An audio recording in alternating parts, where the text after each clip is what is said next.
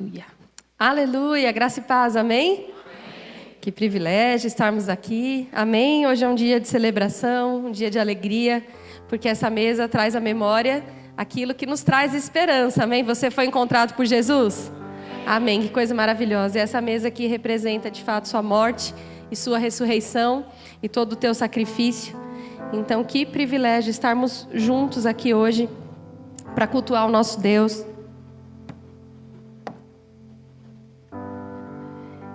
E recebemos dele. Amém, queridos? Você está com expectativa?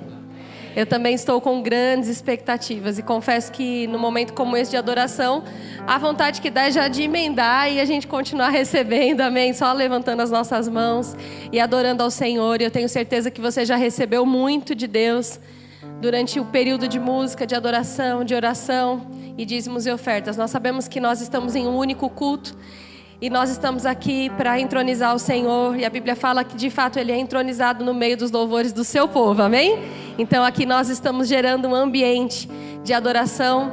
E considerando o nosso coração como uma terra fértil, é como se esse momento estivesse afofando a terra, umedecendo ela, para poder receber a boa semente da palavra, amém? Que é viva, que é poderosa e que não vai ser roubada de você no nome de Jesus, amém? Nada vai sufocar as raízes da palavra sobre a tua vida. Eu declaro que nada vai tirar você do foco, em nome de Jesus. As palavras semeadas nesse lugar vão trazer bons frutos para você e para mim, amém, querido? Você crê nisso?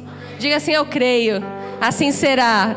Amém? Antes da gente começar, eu queria te convidar aí no seu lugar mesmo, fechar seus olhos. Nós vamos orar por esse momento. Pai, nós te agradecemos, Senhor. Nós te agradecemos porque você nos amou primeiro, Pai. Obrigado. Obrigado, Senhor, pela vida que você tem nos dado, Pai. Obrigado porque nós estamos num mundo de aflições, mas existe uma paz que excede todo o entendimento. Aleluia. No mundo de aflições nós temos o príncipe da paz. No mundo de pressão nós temos o Deus de toda a consolação. Em um sistema, Pai, que colabora para a corrupção, nós temos o Deus que é íntegro, verdadeiro, imutável, santo, poderoso, grandioso, exaltado, Pai. Obrigado, Jesus, porque você é o dono das nossas vidas. Você é o nosso Senhor. E nessa manhã nós consagramos mais uma vez a nossa vida a Ti, Senhor, sabendo que você é o dono dela. Em nome de Jesus, Pai, eu oro para que essa manhã seja uma manhã de esclarecimento, de aprendizado, de edificação, de consolo da Tua palavra em nós. Que aquilo que ainda existem escamas nos nossos olhos, no nosso coração, essas escamas venham a cair, que nós possamos enxergar as verdades da Tua palavra, como de fato elas são, Senhor, com percepção no Espírito. A Tua palavra diz que aqueles que são espirituais discernem as coisas espirituais. Eu declaro maior discernimento sobre nós, Pai, nessa manhã. Eu creio, Pai, que a minha boca aqui vai ser habilidosa em falar as palavras que fluem do Teu coração. Em nome de Jesus, carregadas de poder, de amor, de moderação, de ousadia, trazendo libertação, Pai, não peso, mas libertação para os nossos corações. Em nome de Jesus, nós exaltamos a Tua presença, Espírito Santo. Você é a ação de Deus na terra, você é o Deus, Pai, consolando, agindo, ensinando. Espírito Santo, nós dependemos de você. Nós dependemos de você. Seja bem-vindo nesse lugar. Você tem primazia, que nós honramos a Tua presença manifesta. Sopra mesmo nessa manhã, Espírito Santo. Que as durezas do nosso coração possam amolecer nesse sopro, Senhor. E que nós possamos perceber a Tua vontade, que é boa, agradável e perfeita. Em nome de Jesus, se você crê, diga amém. Aleluia, querido. Você pode abrir sua Bíblia, por favor, em Lamentações, capítulo 3, verso 22 ao 24. A maioria dos textos eu vou ler na versão ARA, com exceção de alguns poucos.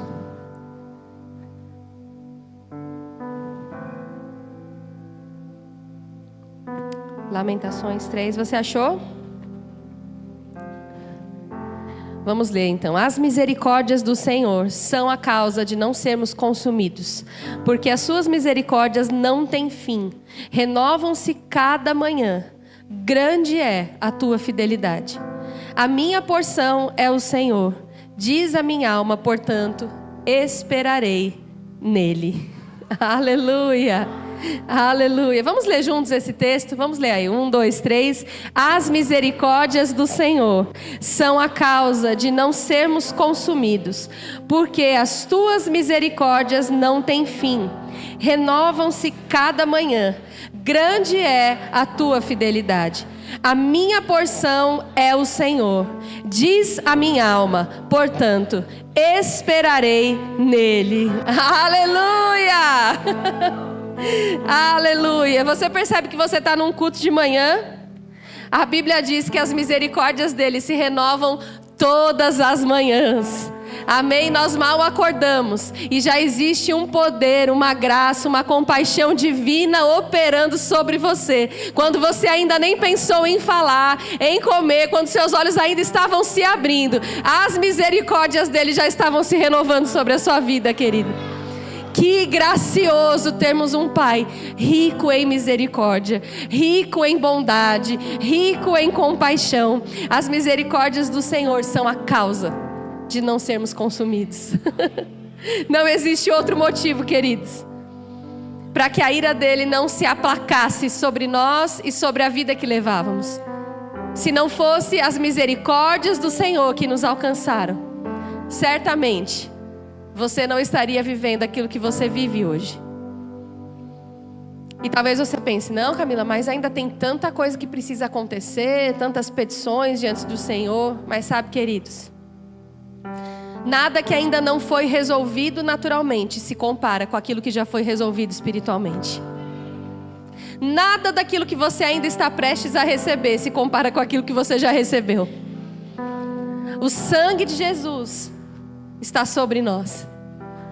No reino do Espírito hoje nós somos lavados por esse sangue. Nós somos comprados por esse sangue. Hoje você é filho e filha.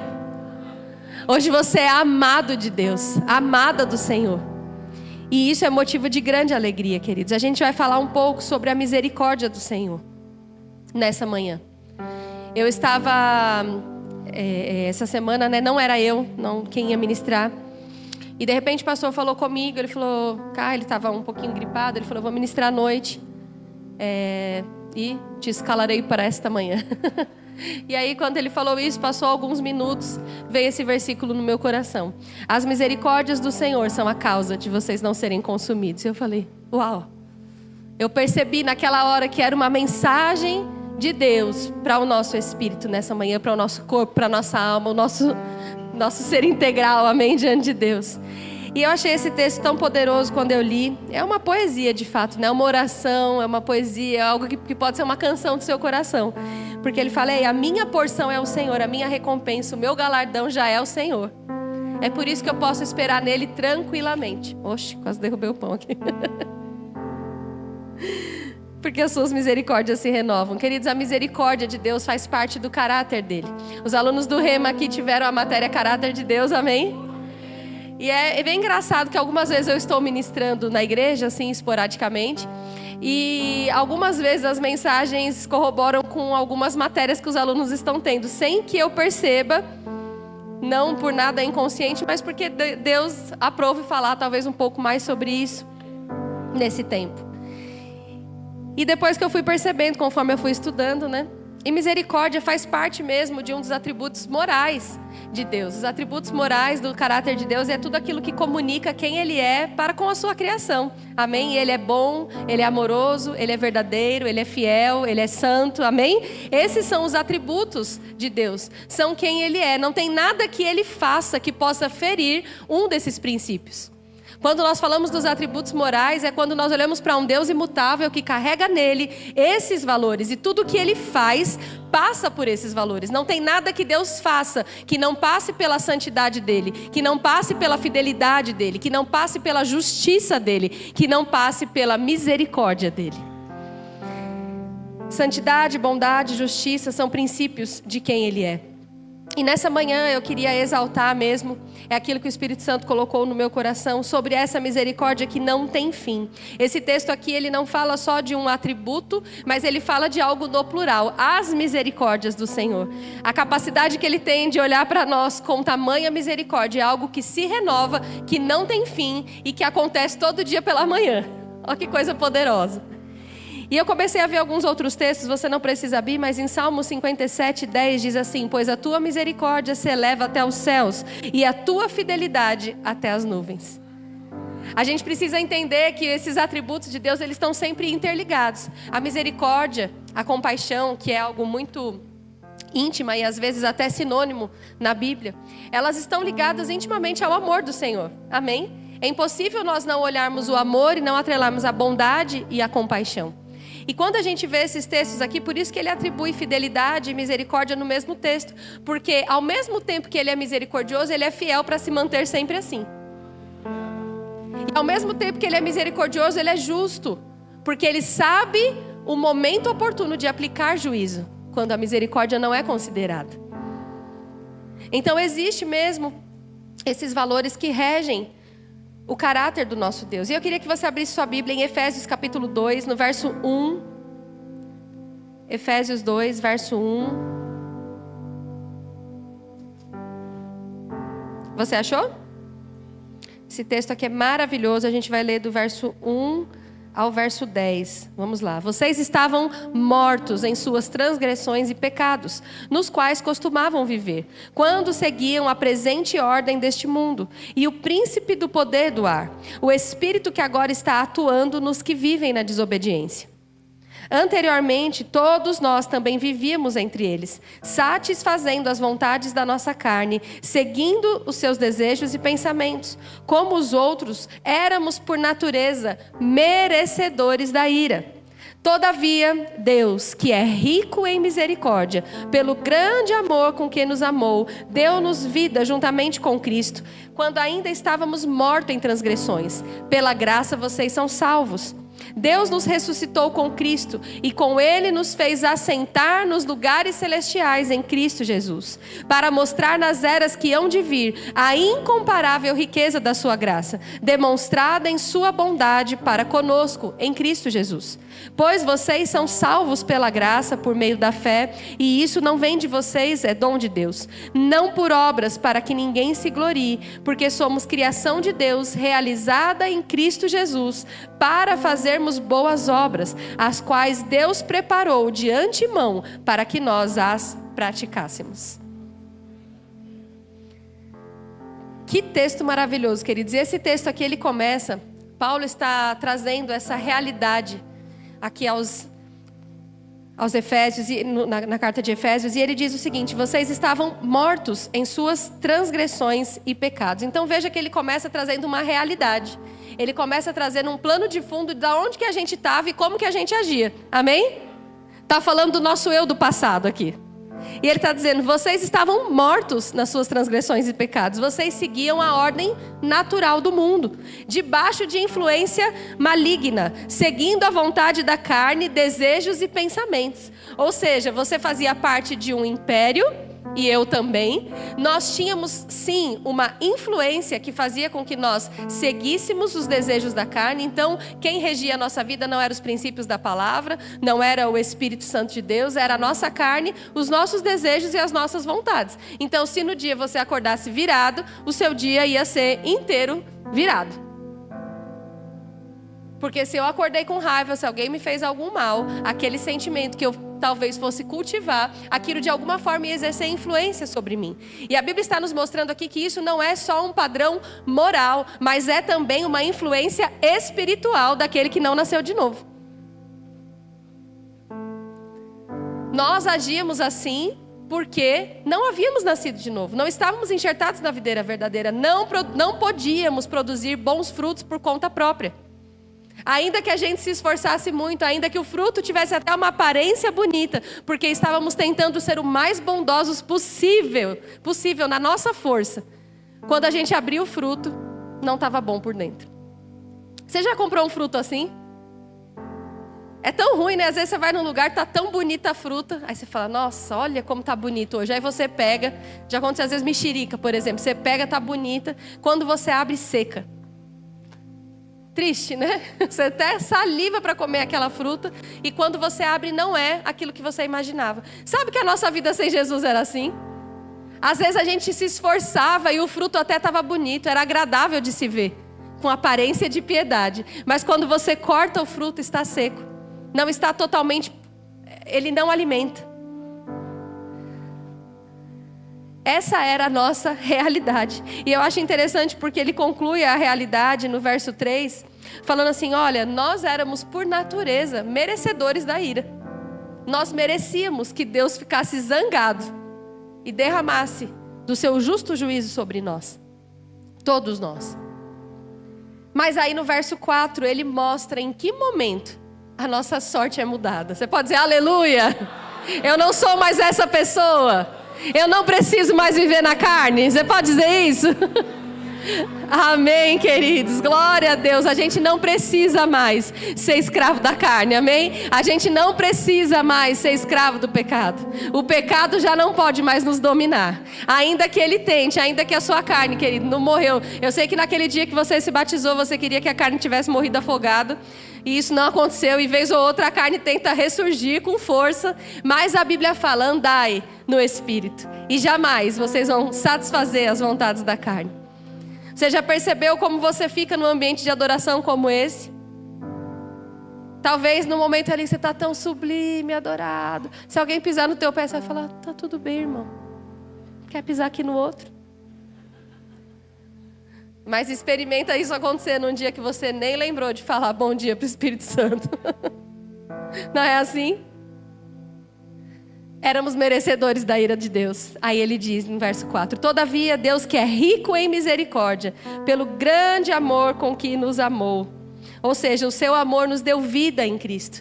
Ele nos coloca num novo ambiente. Diga assim, o meu lugar é Cristo. Hoje nós estamos num novo ambiente, querido. Você mora num lugar novo espiritualmente. E esse lugar se chama Cristo. Você está assentado com Cristo nas regiões celestiais. Jesus está à destra e você está logo ali com Ele.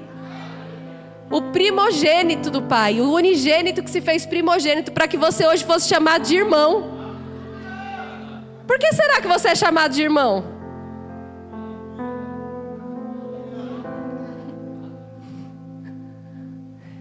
Não é só porque alguém que era crente não inventou, vou chamar de irmão, que é bonitinho. Acho que combina. Evangélico, irmão, coque, Bíblia.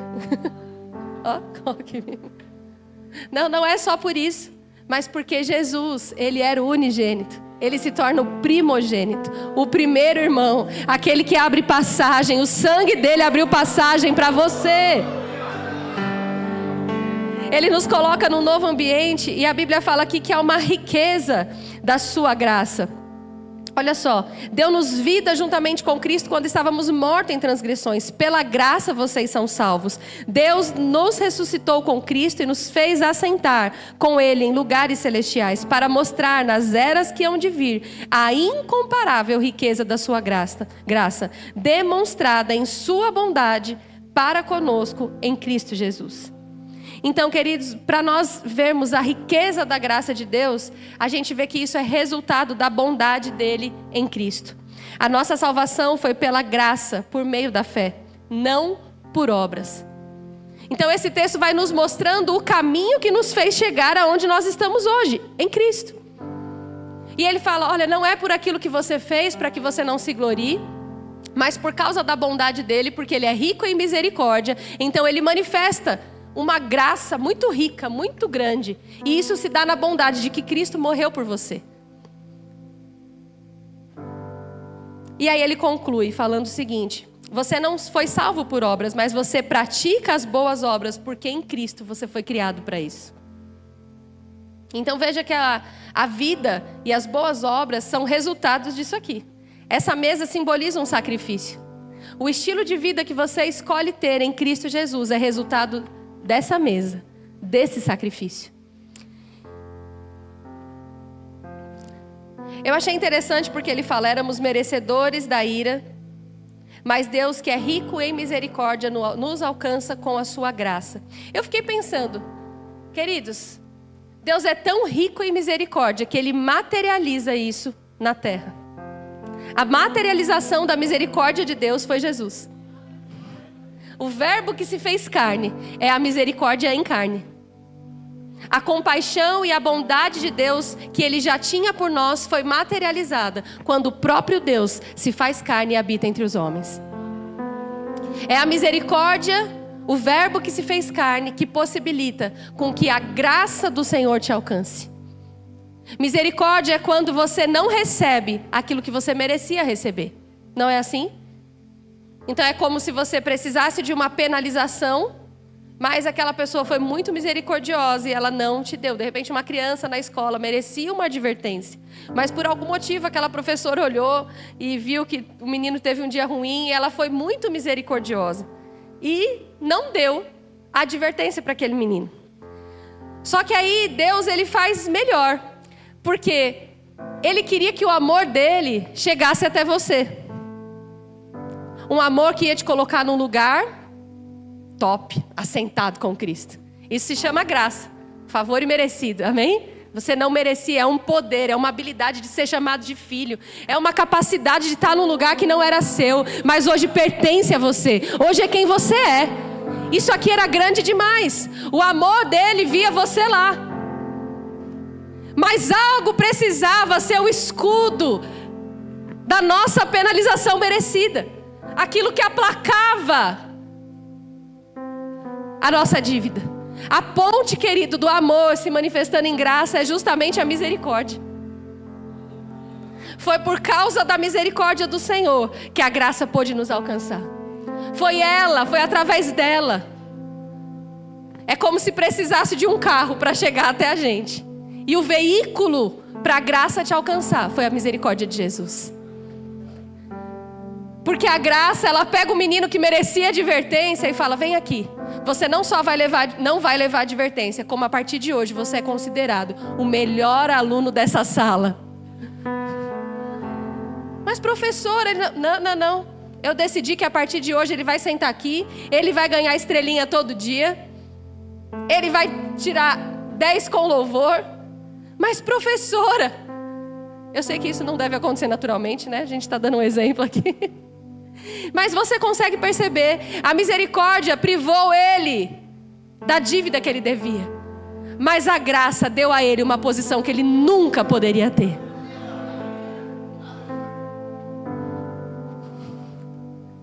Cristo é a materialização da misericórdia de Deus na sua mais profunda expressão. Ele queria te alcançar, mas porque Ele é um Deus justo, bom e santo, Ele olhava para nós e não tinha como, porque Deus não compactua com as trevas. Então Ele vai e envia Jesus. A misericórdia, ela procede do amor e resulta na graça. É como uma fonte de um rio. Você sabe que para todo grande rio existe uma fonte? A graça é esse rio que hoje você nada de braçada, não é? A gente até canta, né? Que estamos mergulhando na graça do Senhor, que nós podemos descansar nesses rios de águas mansas e tranquilas. Isso é a graça do Senhor. A fonte dessa graça é o amor. Mas existe um leito, querido, para esse rio te alcançar. E esse leito se chama misericórdia e bondade, compaixão. Todavia, o Deus que é rico em misericórdia. Eu fui procurar nesse texto de Efésios 2, já que estávamos na nova aliança, que é para nós, né, diretamente.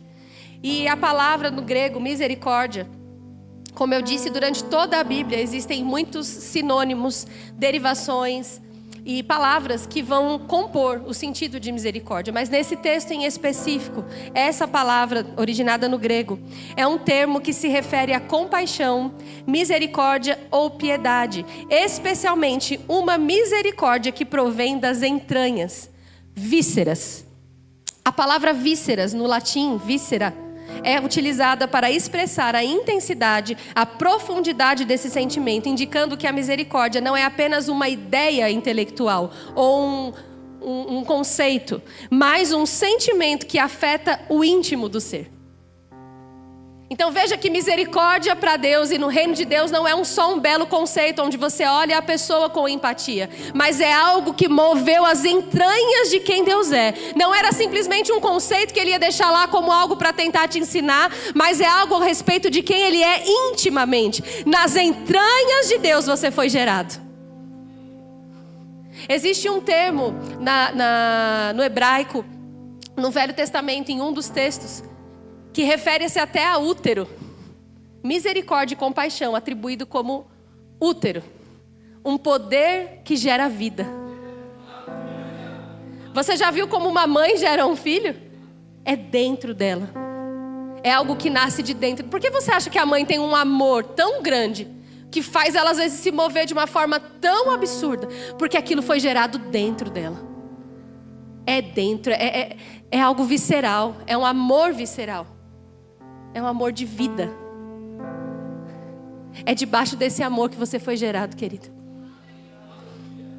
Não é um amor corrompido, não é um amor por interesse. A gente não tinha nada para oferecer. Sabe o que é você já ser aceito? É quem você é. É visceral, é vital, é das entranhas.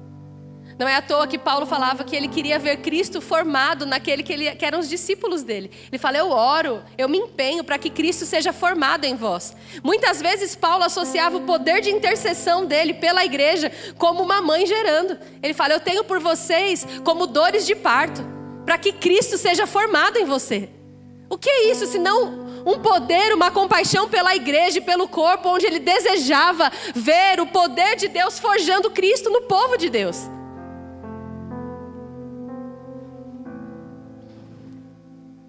E sabe, quando eu vejo isso, a gente tem que estar muito consciente daquilo que Deus fez por nós. Porque quando a gente sabe de onde a gente saiu, a gente dá muito valor. Não é assim? Eu acho que uma das maiores dificuldades que a gente tem às vezes na criação dos nossos filhos é querer dar tudo aquilo que nós não tivemos, achando que as feridas deles são as feridas que você teve.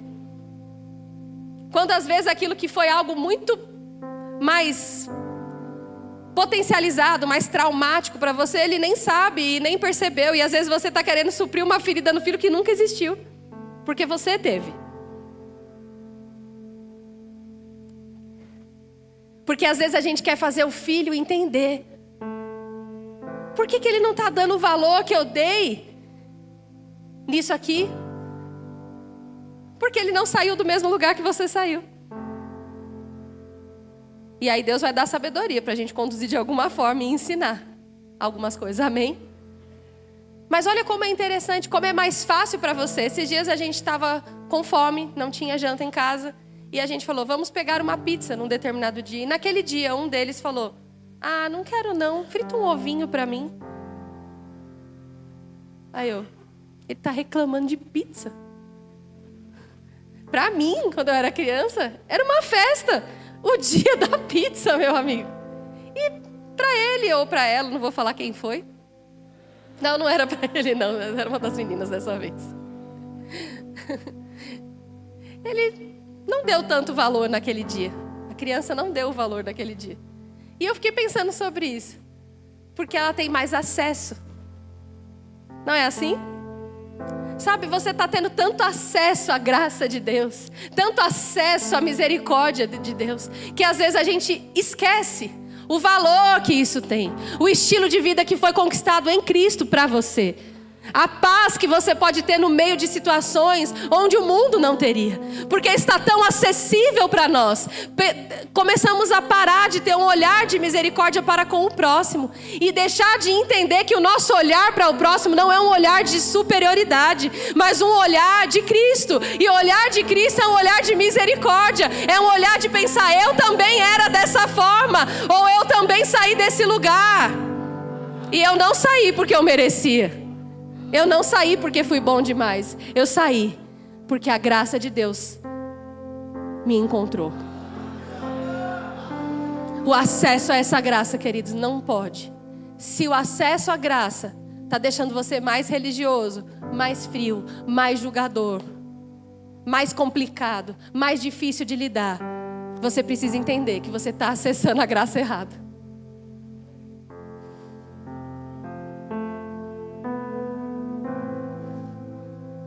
Quanto mais a gente acessa essa palavra e essas verdades,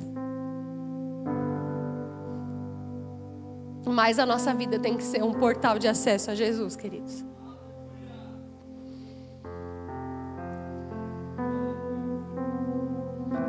Tem um texto na Antiga Aliança, no livro de Miqueias. Talvez não seja um livro que você lê tanto, mas ele existe na Bíblia. Miqueias, capítulo 6. E ele tem uma mensagem central importantíssima.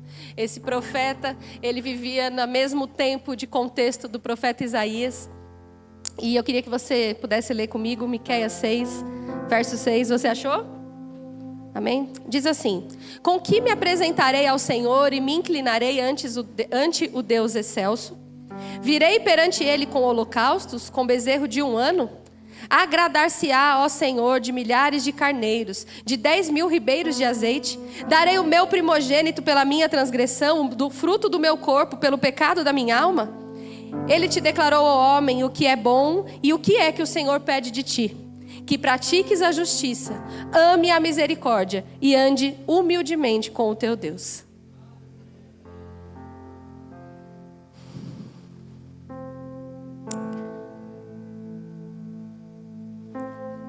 Miqueias vivia num tempo onde tinha tido uma divisão no reino de Israel. E ele ficava no reino sul de Judá. E o contexto daquela época era o seguinte: corrupção e injustiça social, onde governantes, juízes e sacerdotes se aproveitavam do povo. Você percebe como a Bíblia é atual? Era o contexto daquela época. Outra coisa que acontecia: exploração dos pobres. Havia uma exploração dos camponeses pelos grandes proprietários de terra e o exército, resultando no sofrimento e na perda das suas terras. Qual a acusação que o profeta vinha trazer para aquele tempo, além das injustiças? A acusação do pecado. O povo de Judá, o povo de Deus, estava em rebelião, em idolatria, em uma série de pecados. E ele vinha como todo profeta. Quando ele anunciava o juízo, também existia um anúncio de arrependimento, onde Deus queria manifestar a sua misericórdia, a sua graça. E ele sempre dava a opção para o povo de Deus se arrepender, experimentar da bondade do Senhor. Então ele profetizava que haveria um julgamento divino de potências estrangeiras. Nós vamos ver que o povo de Deus vai enfrentar o exílio depois na Síria, Babilônia. Você se lembra disso? E isso era o juízo de Deus justamente por um coração que não se convertia ao Senhor na velha aliança. E o livro também traz uma palavra de esperança e de restauração quando ele traz essa mensagem central. O texto central que carrega a mensagem de todo o livro de Miqueias está aí nesse verso 8. Ele te declarou, ó homem, o que é bom, o que é o Senhor, o que ele pede de ti: que pratiques a justiça, ame a misericórdia e andes humildemente com o teu Deus. Perceba que aqueles homens estavam achando que o que Deus queria era um sacrifício gigante, era um sacrifício impressionante. Eles falaram: olha, o que você quer? Você quer o nosso primogênito para que então a sua ira se aplaque? Você quer que a gente dê tantos ciclos de azeite, tantos novilhos, tantos... E tudo que Deus falou para ele: ame a misericórdia, ande humildemente, pratica o que é justo. Deus espera, querido, que essa misericórdia que te alcançou seja algo que você ame. E quando você ama a misericórdia de Deus, quando você ama a graça de Deus, quando você ama a misericórdia do Senhor, é você todo dia se lembrando: foi Ele que me tirou daquele lugar. E sabe, isso vai criar um filtro em você que vai te prevenir de andar em arrogância, em soberba, numa posição que não é tua. Isso vai te livrar tanto da arrogância, querido.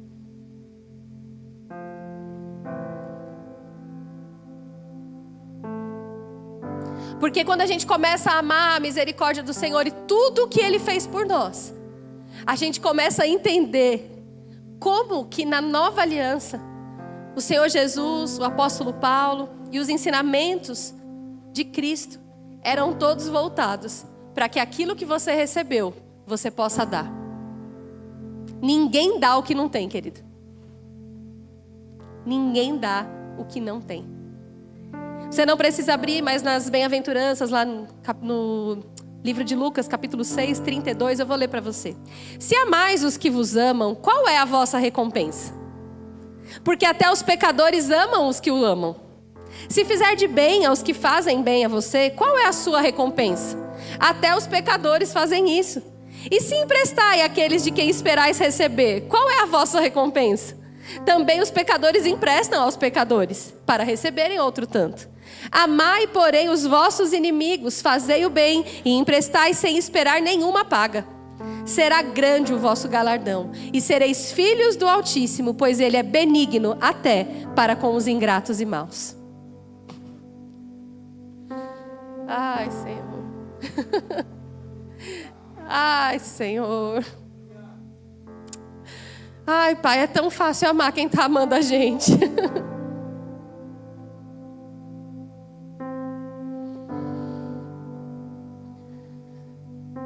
Mas a Bíblia está dizendo, qual é a sua recompensa? Se tudo que você faz é o que você fazia quando você não estava em Cristo. Lembra que a gente leu Efésios? Seguindo as ordens da sua carne, dos seus desejos, dos seus pensamentos, da sua perspectiva de vida, da sua cosmovisão, da sua posição.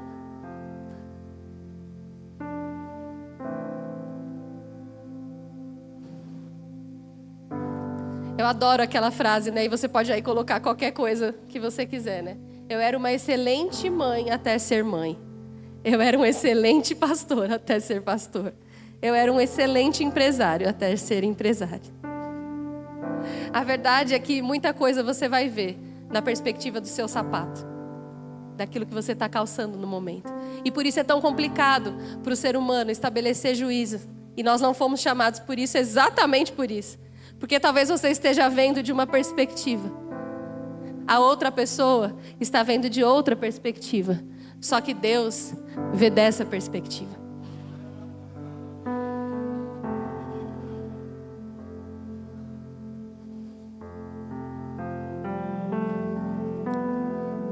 Então ele está dizendo aí, imite a Deus, porque Ele é tão benigno que Ele é bom, até para quem é ingrato e mau.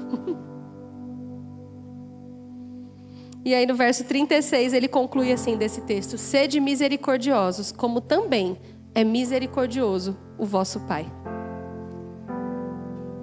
A gente viu que a característica, uma das características de Deus é, todavia, o Deus que é rico em misericórdia. E aí Ele vem com a salvação. E aqui no texto de Lucas ele diz: sede misericordiosos, como também é misericordioso o seu Pai. Na nova aliança, aqueles que foram alcançados pela misericórdia são chamados a olharem o outro na perspectiva que foram vistos. No Novo Testamento, esta palavra denota o profundo sentimento de piedade que move alguém a aliviar a miséria do outro. Misericórdia, não no original da Bíblia, mas no latim, vem de miséria e coração. É quando o seu coração se compadece da miséria do outro.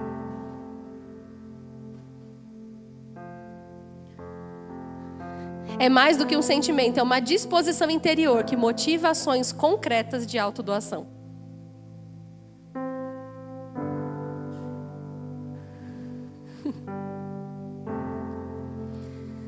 Queridos, e é com temor mesmo que eu estou falando sobre isso, porque é algo que a gente precisa aprender todos os dias. A começar na nossa casa, a começar na nossa igreja, na nossa empresa, com os nossos amigos. Eu amo esse texto aqui que eu vou ler para vocês, porque antigamente eu não percebia que ele estava falando sobre isso. E aí quando eu percebi, tudo fez sentido. Em 2 Coríntios capítulo 5, sabe aquele verso que fala assim, se alguém está em Cristo, nova criatura é, as coisas antigas ficaram para trás? Olha o que fala antes desse versículo, está no verso 14 de 2 Coríntios capítulo 5. Pois o amor de Cristo nos constrange, julgando nós isto, um morreu por todos, logo todos morreram. E Ele morreu por todos, para que os que vivem não vivam mais para si mesmos, mas para aquele que por eles morreu e ressuscitou. Assim que nós, daqui por diante, a ninguém conhecemos segundo a carne. E se antes conhecemos Cristo segundo a carne, já agora não o conhecemos deste modo. E assim, se alguém está em Cristo, é nova criatura. As antigas coisas se passaram, eis que se fizeram novas. Esse verso 16 diz assim: assim nós, daqui por diante, a ninguém conhecemos mais, segundo a carne. Olha como está escrito na nova tradução da linguagem de hoje. Por isso, daqui em diante, não vamos mais usar regras humanas quando julgamos alguém. E se, antes de nós termos tornado cristãos, julgamos Cristo de acordo com regras humanas, agora não fazemos mais isso. Existe uma forma de você enxergar o outro. A forma da regra humana e a forma de Cristo. Esse é um dos grandes trunfos do ministério profético na Nova Aliança. O profeta na Nova Aliança, ele vem realmente falar palavras inspiradas do Senhor. Mas sabe que discernir o que não está certo ou o que não está tão bom não é tão difícil assim? É muito fácil um crente perceber que tem alguma coisa estranha. Difícil às vezes é você ver o que Deus está vendo depois da restauração daquilo.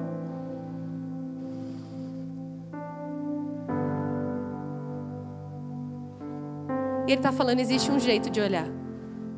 Existe um jeito de discernir. Existe uma expressão que o pastor Carlos Júnior usou muito esses dias, que ele falou, existe uma inteligência espiritual para você captar algumas coisas. E essa inteligência espiritual é esse perceber, é esse discernimento, quando você olha e você vê algo que humanamente falando não se encaixa. Não é possível.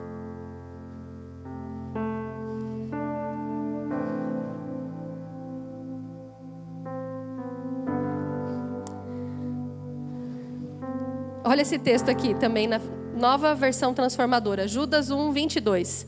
Tenham compaixão daqueles que vacilam na fé. Resgatem outros, tirando-os da chama do julgamento.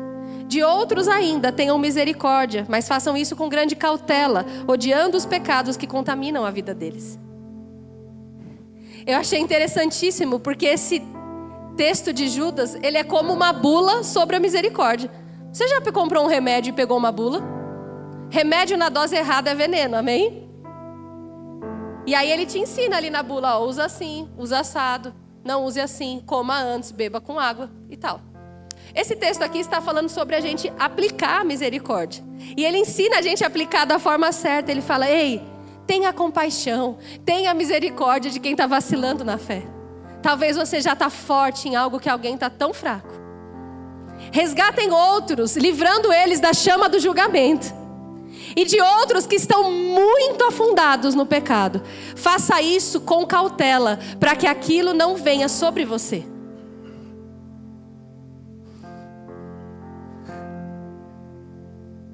Existem situações onde você já não consegue mais alcançar mesmo com as suas palavras e com os seus braços. E aí entra a sua intercessão.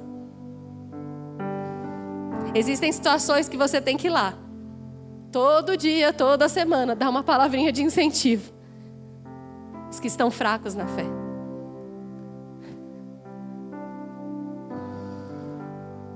E existem outros que estão entre esse caminho. Fraco, nem tão fraco tentando ficar, nem tão afundado, mas está no meio, quase indo para o afundado. E aí ele fala, ajude-o tirando-os das chamas do julgamento. Não tem nada na Bíblia, queridos, que esteja escrito que não nos ensine a ser e fazer.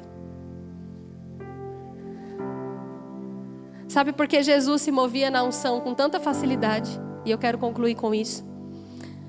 Existia um poder que a gente chama de unção, que operava com fluidez na vida de Cristo. Primeiro porque a unção era sem medida sobre ele, certamente. Ele era ungido do Pai. Mas o canal que fazia isso fluir com muita facilidade, você não precisa abrir, mas em Lucas 7,13 diz assim, e vendo o Senhor, moveu-se de íntima compaixão por ela, e disse-lhe, não chores. E chegando-se tocou o esquife, e os que o levavam pararam. E disse, jovem, a ti te digo, levanta-te. E o que fora defunto assentou-se e começou a falar. E o entregou à sua mãe. E de todos se apoderou o temor e glorificavam a Deus dizendo, um grande profeta se levantou entre nós. E Deus visitou o seu povo. Sabe por quê, queridos? Que o Senhor quer que a gente entenda a misericórdia dele. Primeiro para a gente manter a alegria da nossa salvação, gratidão, confiança no Senhor. Segundo, para que a gente possa alcançar as pessoas da forma certa. Até mesmo a gente. Se a gente entende a misericórdia de Deus, a gente não vai ficar no lugar de condenação. O diabo quer que quando você erre, você acredite que você não possa voltar. Mas aquele texto do filho pródigo é a prova exata do que o pai faz quando ele te vê. Um coração quebrantado, um coração contrito. Ele faz festa, ele fala: vem, eu estava mesmo te esperando. E quando você entende essa compaixão e essa misericórdia ao teu respeito, entenda, vai ficar muito mais fácil de você ter esse olhar sobre essas pessoas. Sobre todas as pessoas.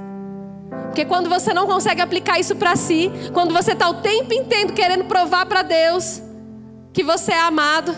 Eu acho maravilhoso que aquele texto, e eu vi já alguns pregadores falando sobre isso, quando Deus diz para Jesus: esse é o meu filho amado, em quem eu tenho prazer, no batismo de Jesus lá no Rio Jordão.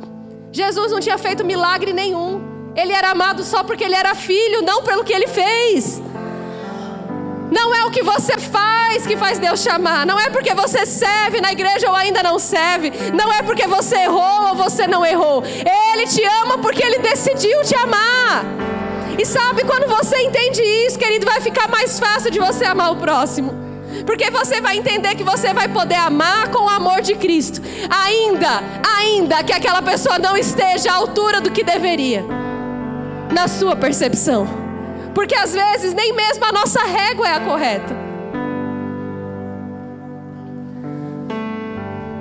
Sabe, o poder de Deus vai fluir com facilidade, queridos, no corpo de Cristo, na nossa família, com os nossos, com os perdidos. Quando compaixão e misericórdia tiverem lugar na sua vida. Que tal olhar o seu marido, a sua esposa, os seus filhos, o irmão que serve com você, o seu patrão, o parceiro de trabalho, na ótica de Cristo. Você pode ficar de pé, por favor? Esse poder está fluindo de uma forma mais intensa, queridos, no nosso meio. Você tem percebido? Aleluia! O poder de Deus tem subido. Os níveis têm se elevado. E sabe, a gente não pode deixar que nada fique nesses canais. Nada obstrua o poder de Deus no nosso meio. Porque nós estamos prestes a viver. Nós estamos vivendo dias de avivamento. Os últimos dias da volta de Cristo são eminentes, amém? E sabe, nada pode bloquear o poder de Deus. E o Senhor nessa noite é como se Ele estivesse lavando a nossa visão. Eu lembro muito de um profeta do nosso ministério falando sobre tirar a trave do olho do nosso irmão. E a Bíblia fala que quando você quer tirar, tire primeiro o argueiro do seu. E ele fazia assim com o microfone: deixa eu tirar aqui a trave do seu olho. E ele falava: talvez essa trave está tão grande que quando você for tentar tirar a trave do seu irmão, vai machucar ele, porque você não está enxergando muito bem. É por isso que a Bíblia diz: tire primeiro do seu. Você pode levantar suas mãos? Vamos exaltar essa misericórdia que nos alcançou.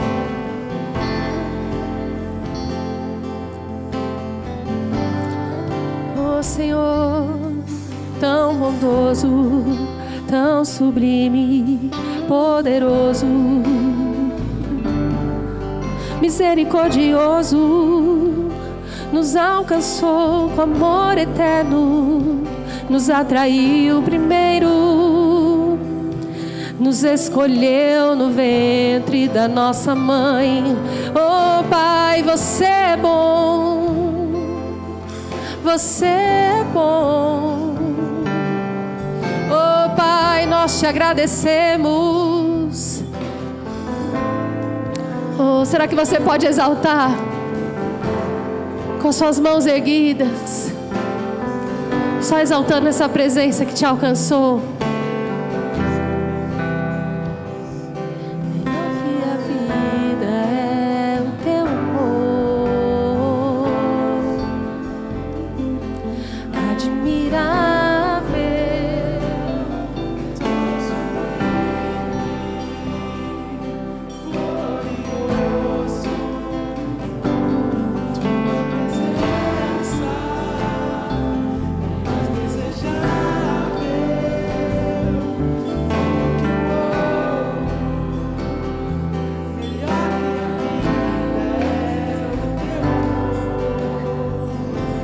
mudou nosso destino, transformou o nosso ser,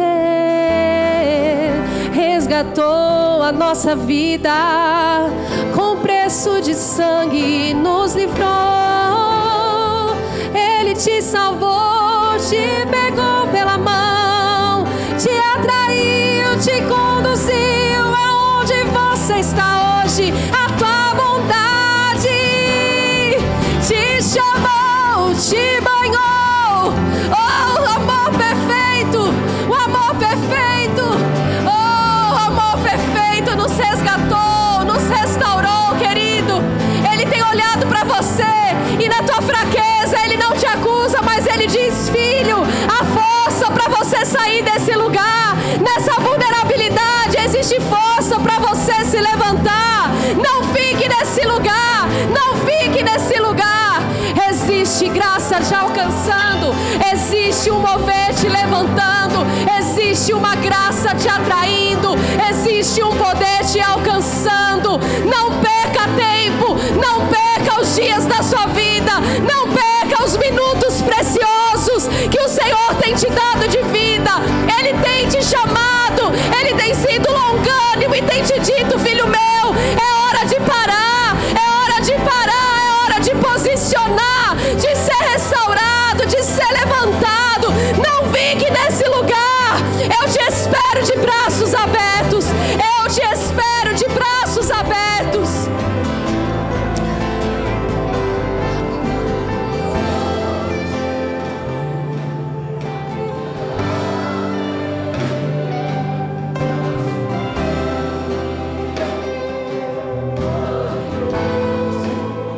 Se você entrou nesse lugar enquanto nós adoramos, querido, e você estava longe dos caminhos do Senhor, e você entende que Ele te ama, é a sua manhã, querido. É dia de provocar uma festa no céu e se lembrar que Ele está aqui dizendo: ei, eu estou aqui para você, meu filho. Eu tenho roupa nova, eu tenho festa para fazer. Há alguém aqui que estava distante dos caminhos do Senhor, e nessa manhã você entende que você precisa renovar a sua aliança com Ele. Se houver, levante sua mão direita bem alta, eu quero orar com você. Há alguém? Amém, querido, amém. Vem aqui, por favor. Aleluia. Se você está aí, não perca tempo. Se você está nesse lugar e você estava passando por isso, existe festa para te alcançar hoje. Há mais alguém, querido, que quer vir aqui na frente para nós orarmos? Se você quiser, pode vir aqui, nós vamos orar com você. Amém, aleluia, aleluia. Maravilhoso, admirável. Não perca tempo, querido. Faça algo por você nessa manhã. Ele disse para aquela mulher: olha na sua volta, ninguém mais te condena. O único que poderia fazer isso sou eu, e eu não faço.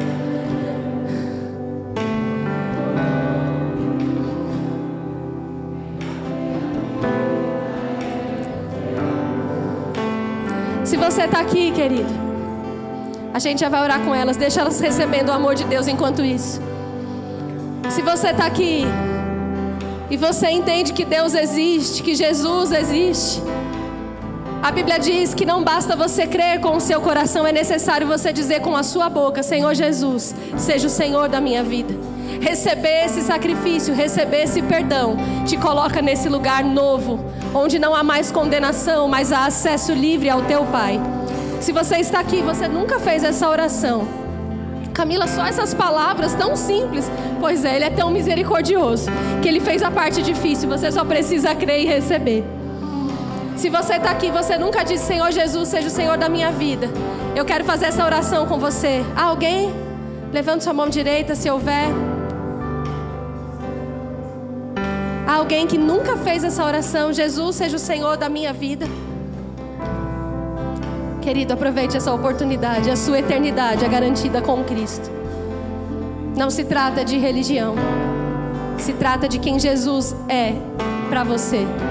E Ele é o Salvador, que todos nós um dia precisamos dizer. Nos salve, nos liberte. Um dia nós dissemos isso também para Jesus: seja o Senhor da minha vida, eu recebo o teu perdão, me faz nova criatura, escreve meu nome no livro da vida. Se você nunca fez essa oração, querido, é necessário. A Bíblia diz que Jesus é o único caminho que leva a Deus. Não existe bondade, obra ou outro Deus que possa te levar ao Pai, senão o Filho. Ele é o caminho, a verdade e a vida. Há alguém que nunca fez essa oração? Amém. Se você está aqui e você nunca foi batizado no Espírito Santo, entenda que ser cheio do Espírito faz parte desse pacote completo. É habilidade, é revestimento de poder para que você possa ser testemunha onde você for. Seja edificado por dentro, através da oração em outras línguas. Se você nunca foi batizado no Espírito Santo, com a evidência de falar em outras línguas, vem aqui na frente, nós vamos orar. Nós queremos que esses sinais seguem aqueles que creem. Eu vou pedir para a Nana, para a Fernanda orarem com as meninas. Dê um abraço bem forte nelas. Você pode celebrar, queridos?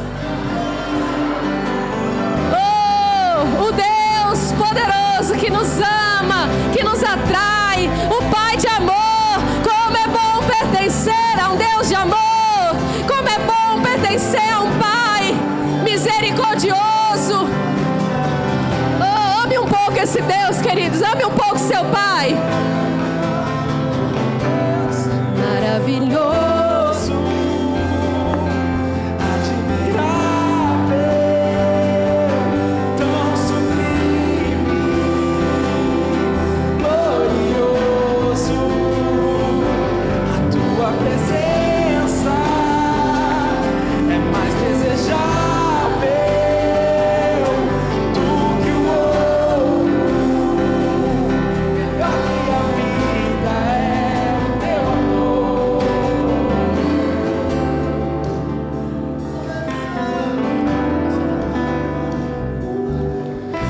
Nós vamos orar agora pelo Heitor. Tem 6 meses, está internado na UTI com bronquiolite aguda. Dominique, 1 ano e 3 meses, infecção grave no sangue, anemia e problema nos ossos. O nome de Jesus é poderoso, amém? E aonde nós não podemos encostar ou chegar, o nome dele já chegou. Pai, no nome de Jesus, nós oramos agora pela vida do Heitor. Nós cremos, Pai, no teu nome, sarando ele completamente. Nós dizemos: sistema respiratório seja limpo e funcione perfeitamente como Deus deseja que você funcione. Se submeta agora à palavra de Deus. Heitor, você é sarado, você é livre, você é curado. E você vai ter uma vida longa, sem sequelas, cheios de frutos divinos. Obrigado, Pai, porque o Heitor será um grande homem de Deus e contará as suas obras. Pai, no nome de Jesus, nós oramos agora pela vida da Dominique. Ela também é uma criança, está com problema no sangue, mas nós cremos que o teu sangue, Pai, pode alcançá-la e purificar o sangue dela. Nós dizemos agora: sangue seja purificado, toda a anemia ceda. Eu creio em nutrientes, taxas, tudo aquilo que precisa ser estabilizado, acontecendo de forma sobrenatural, a força divina operando sobre o sangue e sobre os ossos dela. Hoje nós estamos diante dessa mesa e nós requeremos agora o corpo de Cristo que foi sacrificado até a última gota em nosso favor, atuando sobre o corpo dela, em nome de Jesus. Se você crê, diga amém.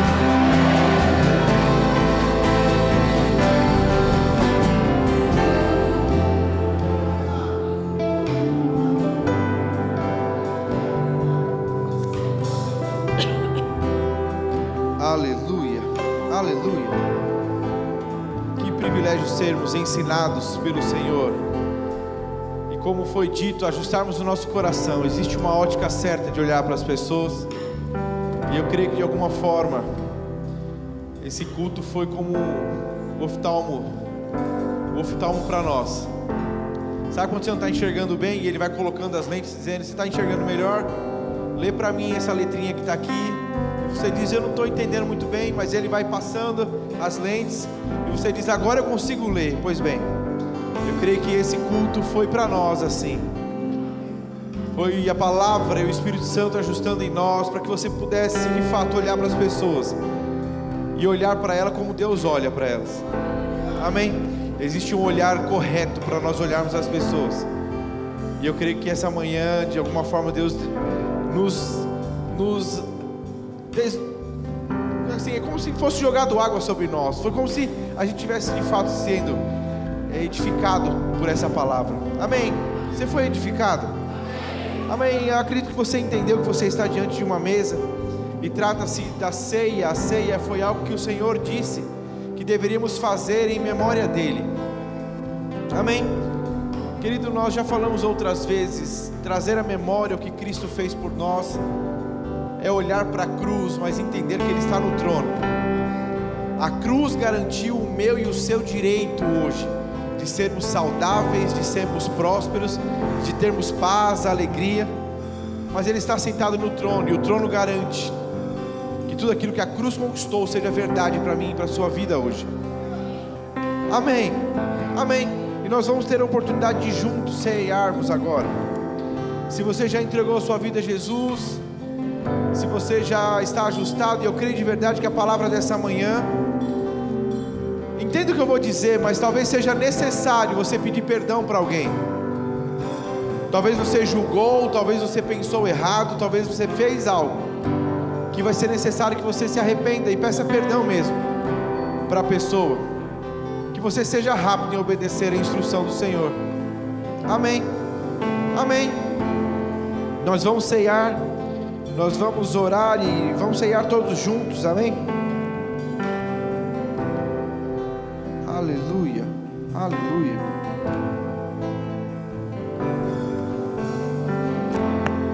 Pastor, eu ainda não sou batizado nas águas. Querido, não existe um texto bíblico sequer que diga que essa é a permissão que você tem para tomar a ceia do Senhor, para participar da ceia do Senhor. Se alguém se arrepende num culto como esse, atende ao apelo, vem à frente e entrega a vida a Jesus. A Bíblia diz que aquela pessoa que até antes dessa oração era pecadora, mas porque agora fez a oração, ela é filha de Deus. A Bíblia diz que ela agora é sua irmã ou seu irmão em Cristo. A Bíblia diz que agora ele é família de Deus, é o corpo de Deus na terra. Essa pessoa, porque ainda não se batizou, não pode se lembrar do que o próprio Jesus fez. A Bíblia diz, e nós cremos nisso, ensinamos isso. Essa pessoa já foi batizada no corpo, ela já é família de Deus. E por essa razão ela está habilitada sim, biblicamente, a participar desse momento. A ressalva que o apóstolo Paulo faz na carta dele aos Coríntios é justamente para que você pudesse se examinar.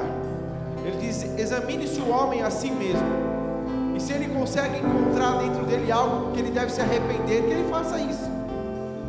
Amém, amém. Então de verdade nós temos alguns minutinhos para que você possa fazer isso, enquanto nós oramos pelos elementos, que você possa se analisar e entender.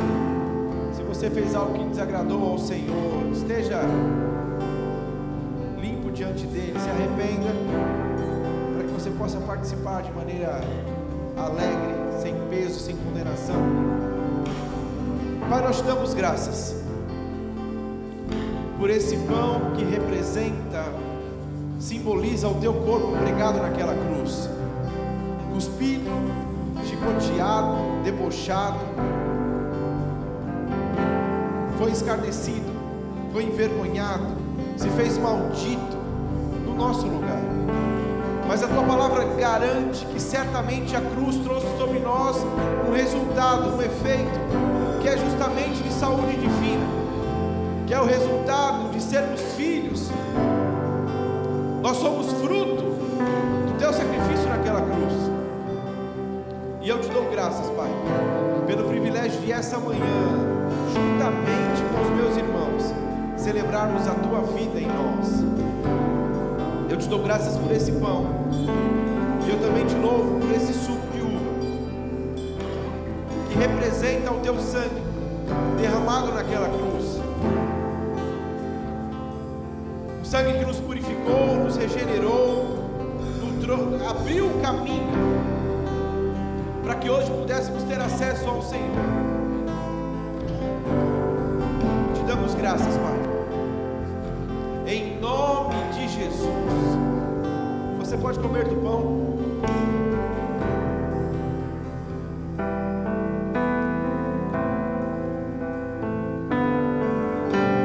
Eu quero que o cálice, antes de você beber, você troque com alguém. Amém?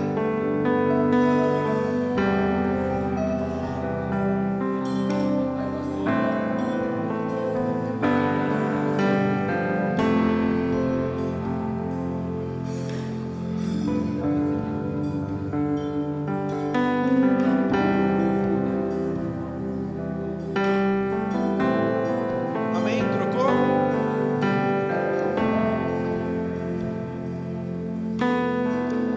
Vamos participar.